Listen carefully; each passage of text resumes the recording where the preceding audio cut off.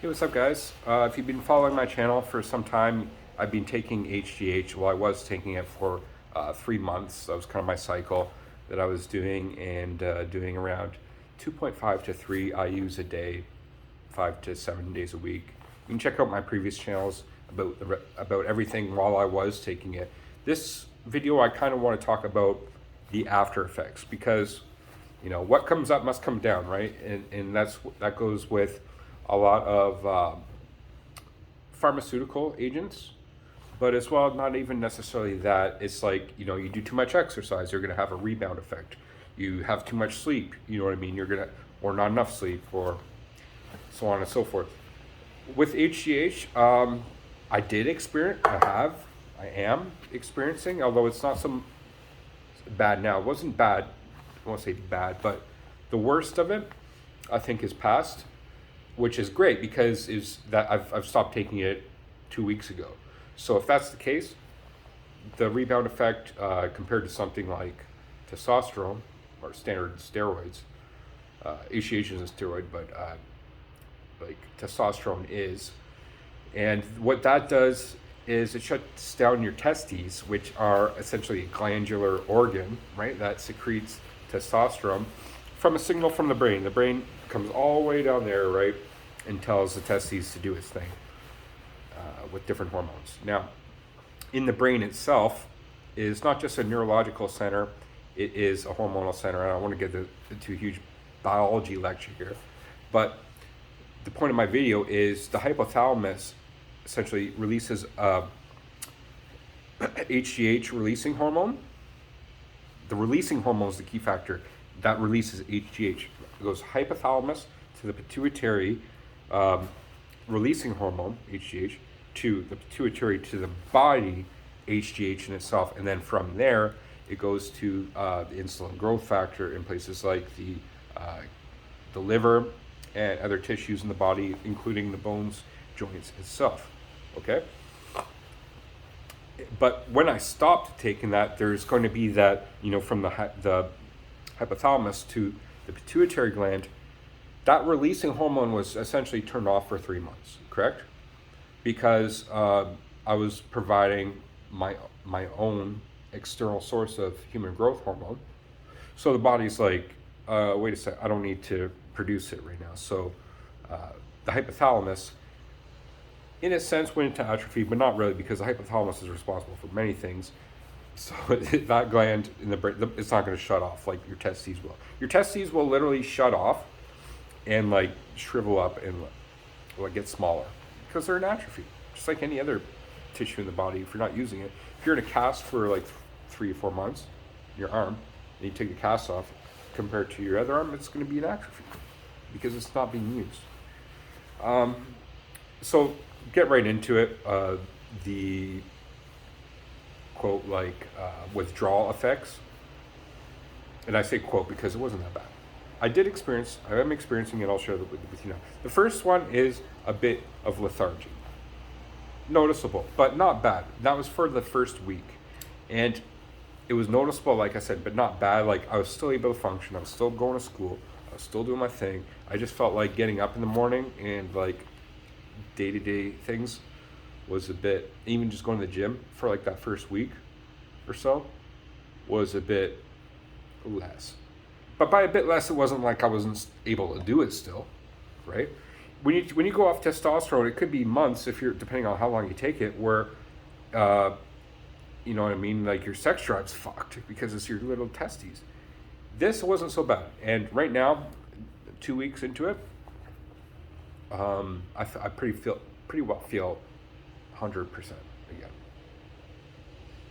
There might be times where it's like, but not really, to be honest. And how much of that is just my own perception and my own other things. So again, I was at the gym today, did leg day, no problem. The secondary thing that, again, this is just my anecdotal, and I haven't even looked online to see if this is verified, but if it is, I'll share in the next video, is a bit of a weight gain.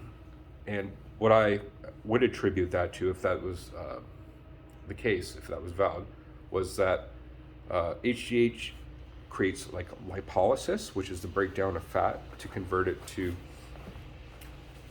other things in the body, right? The sugar, other things. So that's the only thing that makes sense to me with that. Like I literally gained 5 pounds in less than a month, like 2 weeks.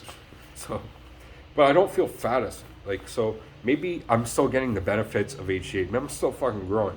And okay, so I spoke about the withdrawal effects. To be honest, that was just it. It was just lethargy, and it's pretty much fucking it. Anyway, I think I'm fine now, and the benefits of it is I got the tissue growth I needed. I definitely filled out. Like, when it comes down to it, the simple explanation as far as muscular goes, because I was doing in between a therapeutic dose and an athletic dose. Athletic dose would be around 4 I use, and therapeutic dose would be around like 1.752. So I'm like kind of in between. And I changed throughout. I went like a little bit higher at one point, and I came back and was like zoning in on what I should take. And I think I found it, what's the most healthiest. Again, maybe another video. But what I found was that there was muscles in the body that ended up popping a lot more than I've ever experienced. The main one is serratus anterior, which is right here. It's like a fan shape, like right under the pec. A lot of times it gets confused when it's developed with ribs. Yeah, it connects with like the ribs or like the scapula actually on the back. But like, yeah, that one popped. The other one's the forearm muscles. And the other one is rectus femoris, which goes from like here to the knee. It's one of the quads, but it's the only quad that crosses the hip joint. And that one I've never seen before. It was always been, I could feel it, but it's like, this one was just popping. Because I'm working out a lot too. I'm doing a lot of leg days and things. But I think that contributed to it. And as far as like my conditions go, the knee injury, I still feel it. I'll just say, but it's not as bad. If it was pain out of 7 before, maybe it's out of 4 right now. This ankle though, much better. If it was at like say a 6 out of pain, like if I was doing skateboarding or running and things, I still run.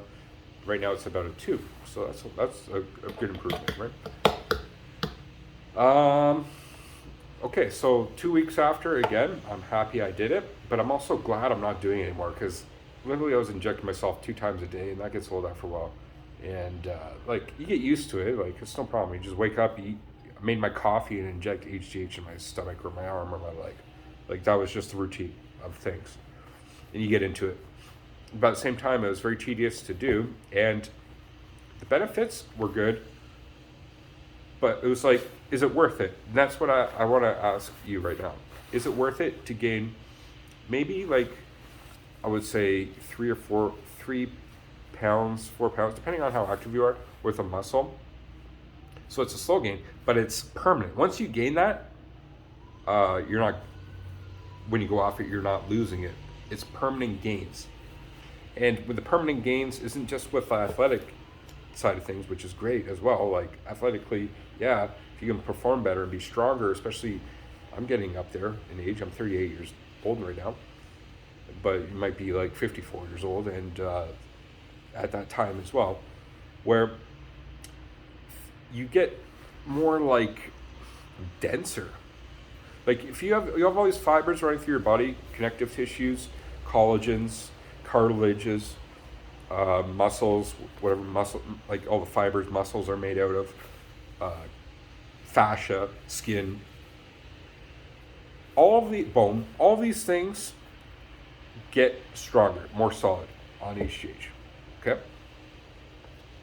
Doesn't necessarily mean it's get bigger, but it does proliferate, which means it multiplies in cell count. So eventually those cell counts that multiply, if you grow them as well, then yeah, it's going to naturally be bigger. But as well, that proliferation also means that it's growing new cells in areas that are potentially damaged, which is number one reason why I took it. And why you might want to take it too, especially if you're 40 plus years. I'm 38. I'm 38, but I have a lot of sports injuries. So that's, if you have sports injuries, you might take it earlier. I'll leave it there. If you have any questions, I know some of you have, leave in the comments section below. Okay, thanks for watching, guys.